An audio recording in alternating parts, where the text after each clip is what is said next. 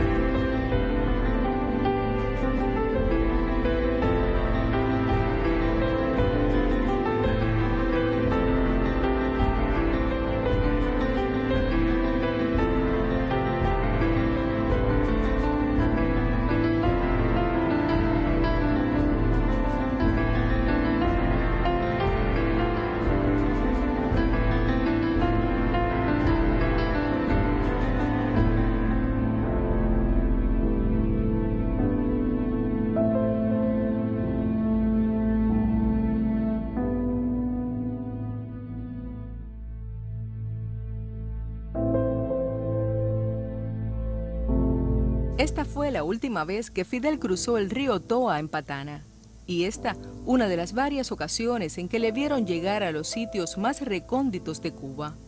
Lo hacía para conversar con los campesinos, para visitar los hospitales rurales, para no dejar de ser él. El comandante visitaba los hospitales rurales, visitaba a los médicos rurales, durmió en hospitales rurales.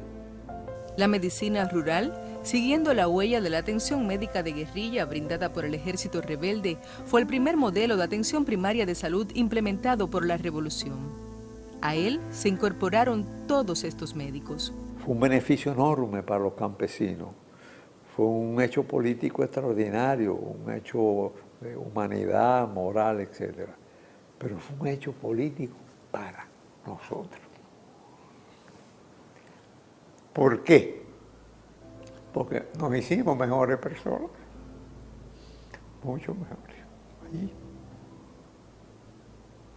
Esa es la verdad. Y eso se lo debemos a Fidel. De Fidel, en 1962, también nació la idea de hacerle frente al éxodo masivo de médicos hacia los Estados Unidos. En ese contexto, surgió la Escuela de Medicina Victoria de Girón. En Girón, Fidel estaba constantemente aquí.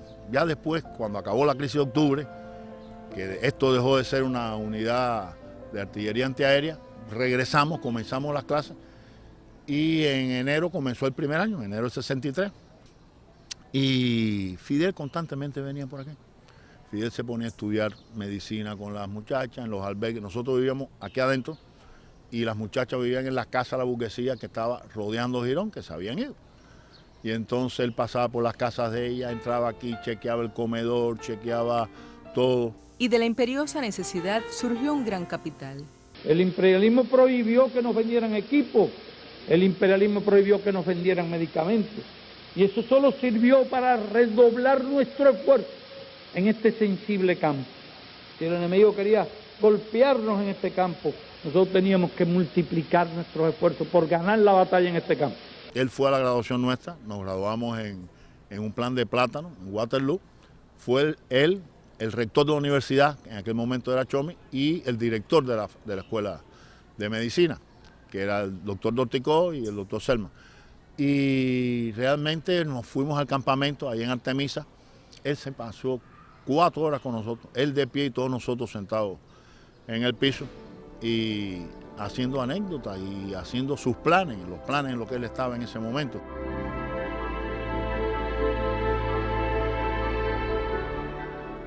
En realidad eran muchos los planes. A Fidel le interesaba crear infraestructura y servicios médicos en todo el país.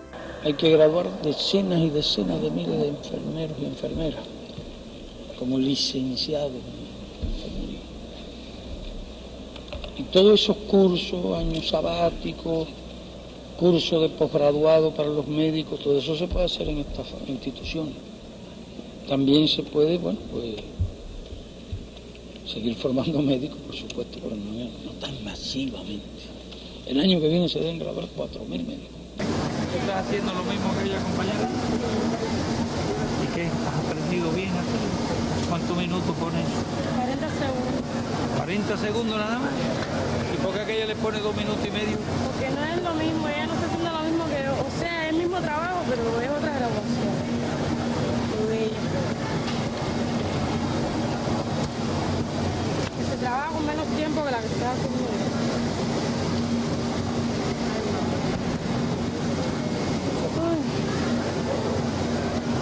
Yo nunca había visto tantos periodistas delante y verdad fastidiándote aquí en el trabajo, ¿eh? Hasta luego. Hasta luego. Su rostro apareció entre los cascos de los hombres que construyeron los hospitales y en ellos colaboró. Una paletada, quiero hacer algo material hoy.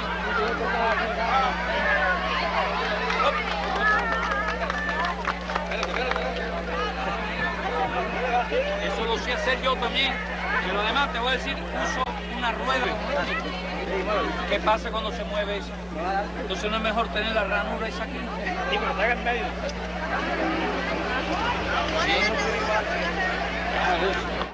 También revisó planos. ¿Qué es eso? Este es el proyecto del plano del hospital. Entonces aquí está el pabellón Jesús Méndez. Inauguró una gran cantidad de instituciones y las recorrió a su estilo. Podemos hablar con todos. Buenas tardes. ¿Cómo está todo por aquí? Este lo veo bien ya, ¿no? ¿Desde cuándo está ahí? Asma también. Neumonía. ¿Está mejor? ¿Cómo se llama esto? ¿Y aquellos niños tenían más o menos los mismos problemas? Y como si fuera poco, alguna que otra vez fue testigo de bodas colectivas en un hospital como el Miguel Enríquez de La Habana. Y que vengan los especialistas a cómo se corta todo eso. Hace falta un constructor aquí. Realmente no se va a cortar todo. Donde más le gusta. Debe picar usted de ahí, en el medio de los dos, de las porque es una estructura vertical. Entonces debe picar entre los dos, 6 metros hacia acá. Ah, aquí hay una estructura vertical. Aquí les de mentira. Oh. Siga, Tengo que seguir hasta acá. Así mismo, siga. Bueno, yo vengo hasta acá.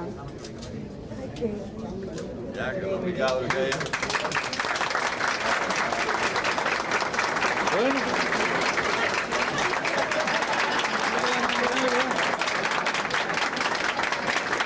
Es la única cuestión que... Está bien, lo probé. Está bueno. Pero en las más dramáticas situaciones como las que enfrentó el pueblo cubano con la epidemia de dengue hemorrágico de 1981, que cobró muchas vidas, estuvo presente. Llegó el comandante el último domingo de junio, sin previo aviso, subió solo, acompañado por su escolta, por el pasillo central, para nosotros inadvertido, llegó a la unidad, pidió permiso para entrar a la unidad. En el lugar donde estábamos, desde una ventana, él podía ver a los pacientes, pero me preguntó si él podía entrar a ese lugar. Yo le dije que si se vestía de verde podía pasar. Se vistió de verde, entró y vio a cada uno de los pacientes que allí estaban. Había un niño que estaba extremadamente crítico, con muchos vómitos de gran cantidad de sangre. Él me preguntó, yo le dije que estaba muy mal y que tenía peligro para su vida. Y en ese momento fue cuando me puso la mano en el hombro y me dijo que ni él ni ningún otro niño debía morir por dengue hemorrágico en Cuba. Lo que la doctora Miosotis no podía imaginar era que de aquella conversación nacerían las terapias intensivas para los niños cubanos. Donde estamos hoy era un parque lleno de arboledas. Y cuando yo salí de la entrega de guardia, encontré que estaban talando todos los árboles. Cuando fui para el teatro para entregar la guardia, vi que en el salón de reuniones que está adjunto a la dirección había un colmenar de ingenieros, arquitectos, inversionistas, etc. Y ese mismo día se comenzó la construcción de esta sala, que a pesar de la inmensidad que tú puedes ver, se construyó en 24 días, en saludo al 26 de julio. Pocos años después, comenzó otra transformación que se extendería a toda Cuba. Su génesis estuvo en la barriada capitalina de Lautun. Fidel vino el 4 de enero de 1984 en horas de la mañana para dar inauguración al programa del médico enfermera de familia. Aquí en el Policlínico de Lautun, en esta barriada. ¿Qué recuerdan? Recuerdo la llegada de él, la emoción de todos nosotros, de ver el sueño de él hecho realidad, concretizado, la población satisfecha, los trabajadores felices de ver que al fin la población iba a tener un sistema que iba a permitir ver a la familia como un todo y a la población satisfecha de tener los servicios de salud cerca de su casa.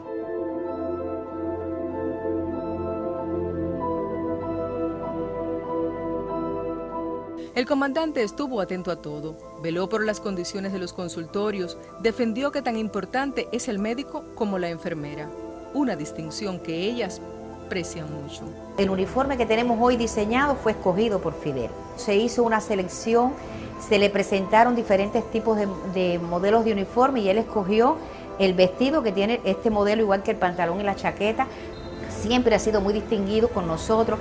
Él decía que la enfermera era un binomio perfecto que no podía dejar de estar. Todas las graduaciones de enfermería, ahí estaba Fidel con nosotros. Todas las especialidades médicas cubanas contaron con la atención de Fidel. ¿Cuántos de La Habana son de los que estaban aquí? Bueno, de La Habana son el resto. ¿Cuántos son en total? 13 médicos. ¿Y de ellos cuántos de La Habana? 11. Y 2 del interior de La Habana. En una visita que hace a la Unión Soviética, con un congreso del partido, visita el Instituto Fyodorov, invitado por Fyodorov, ve aquello y decide trasladar esa institución para Cuba. Prácticamente en 2 años se realiza la construcción, que es donde en la esquina aquí de 41 y 76, entre microcirugía, Milagro, fue un despunte de la oftalmología enorme, enorme. Yo recuerdo una reunión que tuvimos con el comandante un 31 de enero del 2003, donde las conclusiones de aquella reunión fue realmente un desafío. Él nos dijo: yo le pondré toda la tecnología que ustedes necesitan, ustedes desarrollen el recurso humano. Y le puedo decir, pasado ya el tiempo, que la respuesta ha sido como él esperaba y como nos tiene acostumbrados, ¿no? Hoy tenemos una cobertura nacional, una red nacional de nefrología, con 51 servicios de nefrología, 9 servicios de trasplante. Tenemos unidades de diálisis y servicios desde Baracoa hasta Sandino. Cuando nosotros le hablamos a Fidel de lo que era el ultrasonido, aquí no se conocía el equipo de ultrasonido, había un solo equipo prácticamente, una donación que nos hicieron, y él se impresionó tanto que mandó a comprar equipo para todo el país.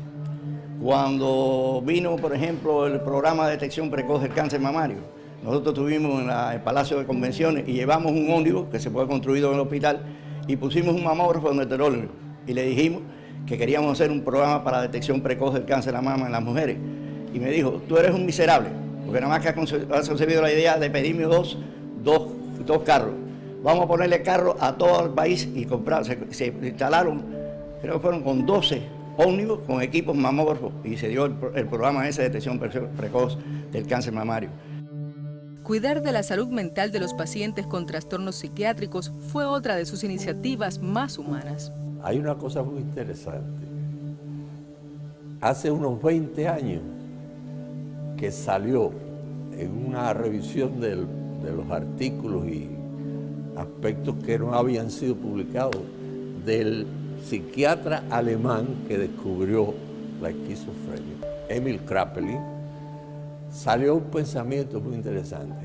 Decía que la mejor forma de conocer el nivel de humanismo de un pueblo era valorar la forma en que atendía sus enfermos mentales. Cuando habló de enfermos mentales, habló de las enfermedades más severas, lo que había aquí en este hospital.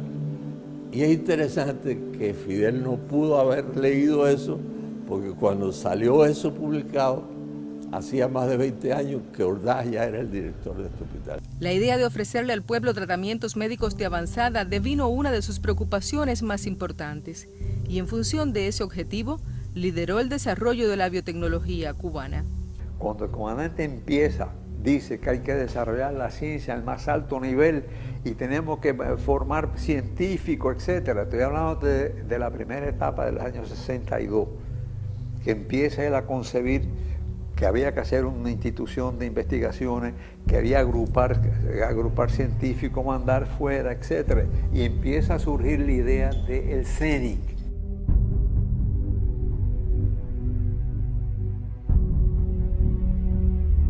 Fidel debe haber ido al CENI fácil, para ser modesto, más de 50 veces, para ser modesto.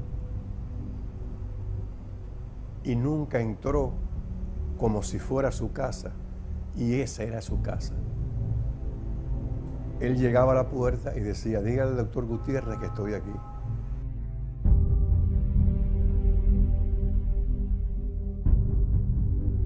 Siempre nos dijo,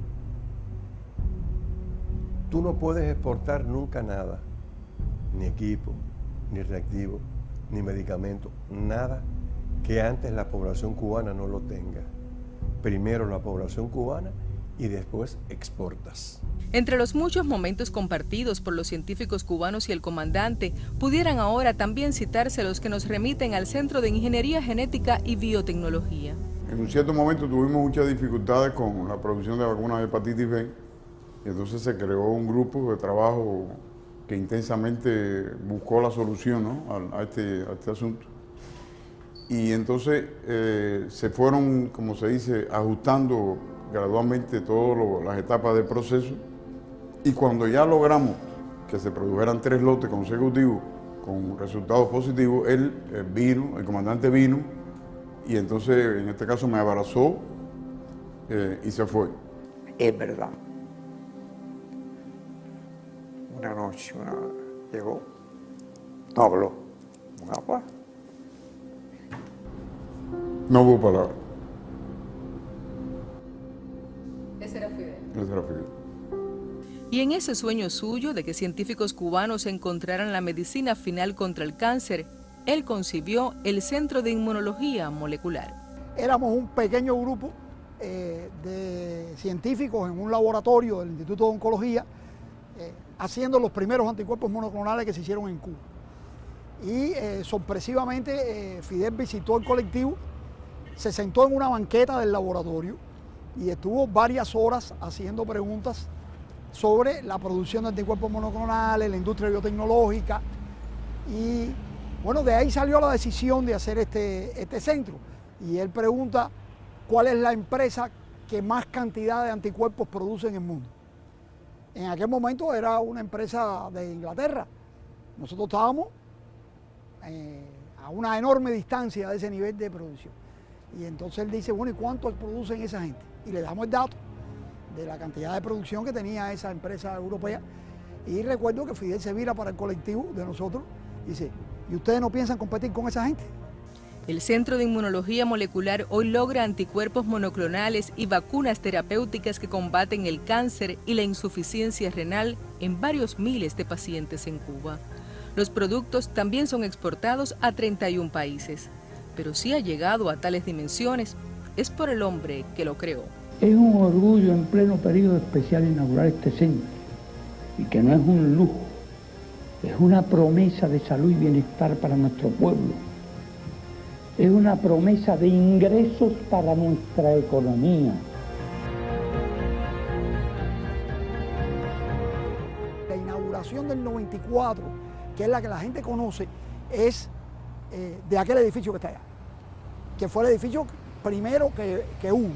Todo esto que ves aquí es nuevo y parte otra vez de una intervención personal de Fidel en el año 2005, que fue cuando él recibe la noticia, no se la dimos nosotros, le llegó por otras vías, de que los anticuerpos nuestros estaban siendo registrados en varios países de América Latina. Entonces volvió a intervenir en el Centro de Inmunología Molecular, llamó por teléfono aquí. Y la pregunta es, ¿para cuántos pacientes ustedes pueden producir anticuerpos? Bueno, le dijimos, bueno, mire, comandante, para 5.000 pacientes al año, porque fue la capacidad de diseño que se hizo el edificio del 94. Y entonces él responde, díganme qué hay que hacer para que en vez de 5.000 sea 50.000. Bueno, Agustín presenta una propuesta donde dice, bueno, esta es una primera propuesta que como estamos en el periodo especial, la situación internacional, la no sé qué, todas las cosas que se manejaban. Y eso, y me acuerdo que el comandante la vio, hizo así con suavidad, hizo así y la puso al lado. Eso no es lo que yo pedí a Agustín, eso no da nada. En varias ocasiones nosotros le enviamos una propuesta y él la devolvió diciendo que la propuesta que le habíamos hecho era muy pequeña, que teníamos que plantearnos algo más ambicioso. Eso pasó por lo menos en 3 ocasiones. Todo ese prestigio ganado por la salud pública cubana se ha puesto siempre también, por obra y gracia de Fidel, a disposición de otras tierras del mundo. Decía, en todo debemos ser humildes, debemos ser modestos. No podemos creer que somos nosotros los que vamos a hacerlo todo. Debemos ser cuidadosos en eso. La modestia en nuestros profesionales debe ser el paradigma a seguir. Y esa enseñanza creo que la trataba de transmitir en cada uno de los encuentros y de los detalles. Ustedes, con su respuesta rápida y sin vacilación alguna, dispuestos a cumplir el deber en nuevas y difíciles condiciones, están escribiendo una página en la historia de la solidaridad entre los pueblos y están señalando un camino de paz a la sufrida y amenazada especie humana. Yo creo que cuando tú vas a un grupo de médicos cubanos, alguien puede hacerte una anécdota de Fidel. Es como si él hubiese tocado a muchos, o hubiese no, es que él nos ha tocado a muchos. A toda esa historia de internacionalismo y solidaridad se le suma la formación en nuestro país de miles de profesionales de la salud que hoy sirven en sus respectivas naciones. La inauguración de la ELAN oficialmente fue en la cumbre iberoamericana que se hizo en La Habana con el rey de España y todos los presidentes allí en la escuela latinoamericana. Se hizo oficialmente la inauguración de la escuela en un acto solemne y extraordinario. Sería iluso pretender que en esta síntesis reflejemos toda la obra de Fidel al servicio de la salud. Han sido solo pequeñas historias cotidianas de su grandeza, enseñanzas de sus desvelos, destellos de su luz, que hoy devienen compromiso para que esa obra que creó continúe.